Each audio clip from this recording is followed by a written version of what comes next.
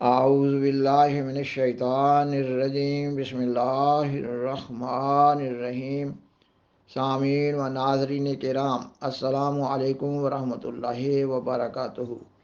پاکستان میں اسلامی نظام یا اسلامی انقلاب کا نعرہ محض ایک رسمی نعرہ ہوتا ہے۔ ایران میں ہونے والے حالیہ حکومت مخالف ہنگاموں سے ایسے نعروں کی اصل حقیقت واضح ہو رہی ہے۔ اصل بات تو سوچنے کی ہے، اصل بات تو سبق سیکھنے کی ہے، اور کون ہے جو سوچ سکے؟ اللہ تعالیٰ قرآن مجید میں فرماتا ہے کہ وہ لوگ کم ہی ہوتے ہیں جو قابل غور امور پر غور و فکر کرتے ہیں۔ ایران کے حالیہ حکومت مخالف ہنگاموں یعنی ستمبر اکتوبر 2022 کے ہنگاموں کا پس منظر یہ بیان کیا جاتا ہے کہ ایران میں ملکی قوانین کے تحت ایرانی خواتین کو حجاب پہننا ضروری ہوتا ہے۔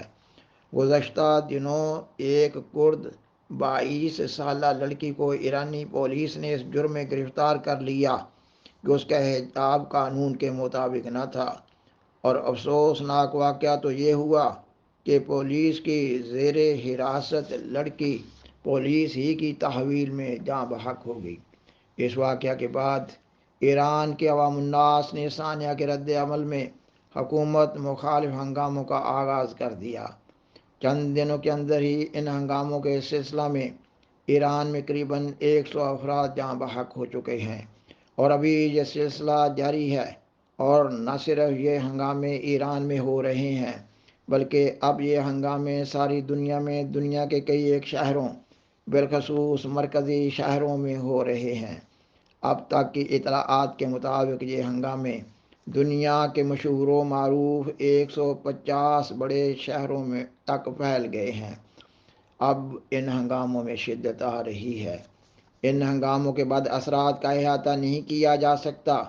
دنیا بالخصوص مغربی دنیا میں اسلام اور اسلامی جمہوریہ ایران کا نام بدنام ہو رہا ہے۔ کاروباری زندگی، اموال و جائیداد اور اوقات اور قیمتی جانوں کا نقصان اس کے علاوہ ہے۔ سامعین و ناظرین کرام، خاکسار نے بیان کیا کہ ایران میں حکومت مخالف حالیہ ہنگاموں کا پس منظر یہ ہے کہ ایک 22 سالہ کرد لڑکی کو ایرانی پولیس نے حجاب نہ پہننے پر گرفتار کیا، اور وہ لڑکی پولیس ہی کی حراست میں جاں بحق ہو گئی۔ ایران میں حجاب کے قانون کا بھی ایک پس منظر ہے۔ اس پس منظر کو جانے بغیر اس مضمون کے مطلوبہ مقاصد کا حصول ممکن نہیں ہے۔ ایران میں حجاب کا موجودہ قانون 1979 میں بنایا گیا۔ ایران میں صدیوں سے بادشاہی نظام چلا آ رہا تھا۔ 1960 کے بعد کے سالوں میں ایران کے ایک معروف مذہبی رہنما امام خمینی نے اسلامی نظام و انقلاب کا نعرہ لگایا۔ شہنشاہ ایران کی فوج نے اس تحریک کو بزور طاقت کو چلنے کی کوشش کی۔ اس وقت بھی حکومت مخالف ہنگاموں میں سینکڑوں افراد لقمہ اجل بن گئے تھے، اور پھر حکومت کی طرف سے امام خمینی کو جلا وطن کر دیا گیا۔ امام خمینی نے جلا وطنی کی حالت میں شہنشاہ ایران کے خلاف اور اسلامی نظام کے حق میں بڑے زور شور سے اپنی مہم کو جاری رکھا۔ امام خمینی 14 سالہ جلا وطنی کے بعد ایران میں واپس آنے میں کامیاب ہو گئے، تو پھر امام خمینی کی طرف سے شہنشاہ ایران کو جلا وطن کر دیا گیا۔ امام خمینی نے 1979 میں اپنی طرف سے اسلامی نظام کا نفاذ کر دیا، اور ملک کے قوانین اسلامی تعلیمات کی بنیاد پر بنائے گئے۔ شہنشاہ ایران جلا وطنی کی حالت میں ہی اس دار فانی سے رخصت ہو گئے۔ امام خمینی کے برپا کردہ اس نظام سے دنیا بالخصوص مغربی دنیا میں اسلام کے خلاف کئی ایک خدشات ابھرے۔ یہ کہ اسلام جبر و تشدد کی تعلیم دیتا ہے۔ تعلیمات اسلام پر کئی ایک اعتراضات کیے جانے لگے اور الزامات لگائے جانے لگے، مثلا یہ کہ اسلام میں عورتوں کے مردوں کے بالمقابل کوئی حقوق نہیں ہیں، اور عورتوں کو جانوروں اور قیدیوں کی طرح رکھا جاتا ہے۔ مغربی ریاستیں تو الگ رہیں۔ مسلمان ملکوں بالخصوص عرب ملکوں، سعودی عرب ریاستوں اور عراق وغیرہ میں کئی ایک خدشات ابھرے۔ کیونکہ امام خمینی عالمگیر انقلاب کے داعی تھے۔ اس کے نتیجہ میں ایران اور عراق کے مابین جنگ کا آغاز ہوا جو کئی سالوں تک جاری رہی۔ فریقین کی لاکھوں جانوں کا نقصان ہوا اور خربوں ڈالر اس جنگ میں ضائع ہوئے، اور کئی ایک غیر ملکی طاقتوں کو ان مسلمان ریاستوں کے اندر گہرائی سے جھانکنے کا موقع ملا۔ اور پھر عراق کا کویت پر حملہ اور امریکہ کا عراق پر حملہ بھی امام خمینی کے برپا کردہ انقلاب کا ہی ایک شاخسانہ تھا۔ امریکہ عراق جنگ میں جو عراق کا جانی و مالی نقصان ہوا، خاکسار نہ تو اس کا احاطہ کر سکتا ہے اور نہ ہی خاکسار کے اس مضمون کا مقصد ہے کہ ان جنگوں کے نتیجہ میں ہونے والے جانی اور مالی نقصانات کا احاطہ کرے۔ خاکسار کے مد نظر یہ بتانا مقصود ہے کہ اسلام کے نام پر ایسے انقلابات کے بد اثرات کیا ہوتے ہیں یا کیا ہو سکتے ہیں، اور اللہ تعالیٰ کا دیا گیا نظام کتنا حکیمانہ ہوتا ہے اور کتنا پرامن ہوتا ہے۔ سامعین و ناظرین کرام، اللہ تعالیٰ کے رسول مقبول سیدنا حضرت محمد صلی اللہ علیہ وآلہ وسلم نے فرمایا تھا کہ میری صدی بہترین صدی ہے، اور پھر بعد والی صدی، اور پھر اس دوسری صدی کے بعد والی تیسری صدی، اور اس کے بعد فیض عاوج کا زمانہ آ جائے گا، یعنی ٹیڑے لوگوں کا زمانہ، اور فیض عاوج کا یہ زمانہ 1000 سال تک چلتا چلا جائے گا۔ اور پھر سیدنا حضرت محمد رسول اللہ صلی اللہ علیہ وسلم نے فرمایا کہ اللہ تعالیٰ امت محمدیہ میں امام مہدی و مسیح موعود کو مبعوث فرمائے گا۔ سیدنا حضرت محمد صلی اللہ علیہ وآلہ وسلم کی ان دونوں حدیثوں کو ملانے سے جو نتیجہ نکل رہا ہے وہ اس طرح ہے۔ آپ صلی اللہ علیہ وسلم نے فرمایا کہ 3 صدیاں درجہ بدرجہ اچھی اور کم اچھی ہوں گی، اور پھر 1000 سال کا زمانہ جو فیض عاوج کا یعنی ٹیڑے لوگوں کا زمانہ ہے۔ آپ صلی اللہ علیہ وسلم فرماتے ہیں کہ ان سالوں میں جھوٹ پھیلتا چلا جائے گا، تو 3 صدیوں میں 1000 سال جمع کرنے سے 1300 سال بنے، یعنی 13 صدیاں۔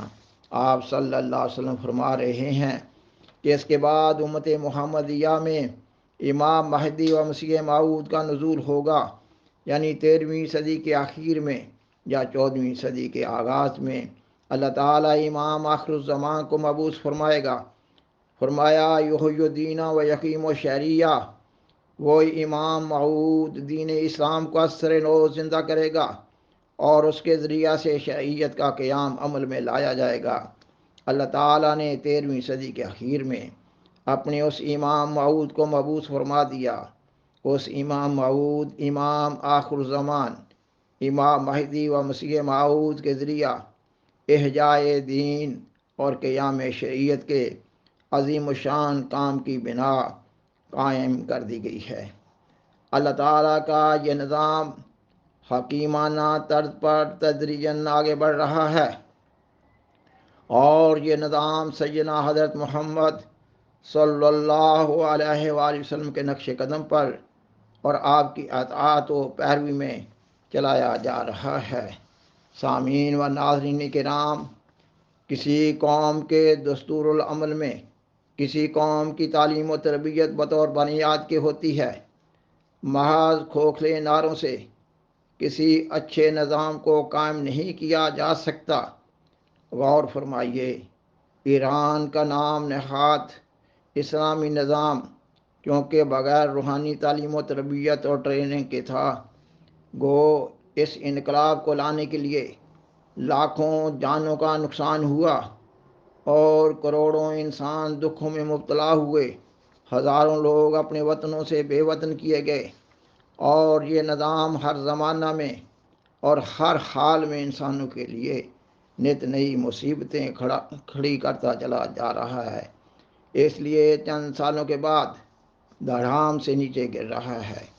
جب پہلے امام خمینی نے اسلامی نظام لانے کے لیے ریفرنڈم کروایا تو 98% لوگ اس کے حق میں تھے، اور آج ایران کے 68% لوگ یہ مطالبہ کر رہے ہیں کہ مذہب کو امور حکومت و سیاست سے نکال دیا جائے، اور خاکسار نے بیان کیا کہ دنیا کے بڑے بڑے شہروں میں حکومت ایران کے خلاف احتجاج ہو رہا ہے، اسلام اور اسلامی جمہوریہ ایران کا نام بدنام ہو رہا ہے۔ ایران کے حالات سے اور افغانستان کے حالات سے اہل نظر و فکر مسلمانوں کو بخوبی جان لینا چاہیے کہ مذہب اللہ تعالیٰ کی طرف سے ہوتا ہے، اور اللہ تعالیٰ کا قائم کردہ نظام ہی بابرکت ہوتا ہے۔ اور اب جماعت احمدیہ میں خلافت احمدیہ اسلامیہ کا بابرکت نظام جاری ہے، اور اللہ تعالیٰ اس نظام خلافت کو چلا رہا ہے اور آگے بڑھا رہا ہے۔ دفاع اسلام اور اشاعت اسلام کا کام امن و سلامتی کے ساتھ آگے بڑھ رہا ہے۔ دنیا کی اقوام میں سے نیک فطرت لوگ اس جماعت میں شامل ہوتے جاتے ہیں۔ اس گفتگو کا خلاصہ یہ بنا کہ آسمانی اور روحانی نظام اللہ تعالیٰ کی طرف سے ہوتا ہے، اور اللہ تعالیٰ اپنے آسمانی نظام کے نفاذ کے لیے خود انتظام کرتا ہے، جیسے سیدنا حضرت محمد صلی اللہ علیہ وسلم کے ذریعہ ایک انقلاب عظیم برپا کیا گیا۔ سیدنا حضرت مسیح موعود علیہ السلام اپنی کتاب برکات الدعا میں سیدنا حضرت محمد رسول اللہ صلی اللہ علیہ وسلم کے پیدا کردہ عظیم روحانی انقلاب کے بارے میں بیان فرماتے ہیں۔ وہ جو عرب کے بیابانی ملک میں ایک عجیب ماجرا گزرا کہ لاکھوں مردے تھوڑے دنوں میں زندہ ہو گئے، اور پشتوں کے بگڑے ہوئے الہی رنگ پکڑ گئے، اور آنکھوں کے اندھے بینا ہوئے، اور گونگوں کی زبان پر الہی معارف جاری ہوئے، اور دنیا میں یک دفعہ ایک ایسا انقلاب پیدا ہوا کہ نہ پہلے اس سے کسی آنکھ نے دیکھا اور نہ کسی کان نے سنا۔ کچھ جانتے ہو کہ وہ کیا تھا؟ وہ ایک فانی فی اللہ کی اندھیری راتوں کی دعائیں ہی تھیں جنہوں نے دنیا میں شور مچا دیا، اور وہ عجائب باتیں دکھلائیں کہ جو اس امی بے کس سے محالات کی طرح نظر آتی تھی۔ اللہم صلی وسلم وبارک علیہ وآلہ بعدد ہمہ وغمہ وحزنہ لہذہ الامت وانزل علیہ انوار رحمتک الی الابد۔ سامعین و ناظرین کرام، بالآخر درخواست ہے کہ اس پروگرام کو دوسروں سے شیئر کریں، اور آذرائے کرم اس چینل کو سبسکرائب کریں۔ جزاکم اللہ تعالی احسن الجزا، وآخر دعوانا ان الحمد للہ رب العالمین۔ شکریہ۔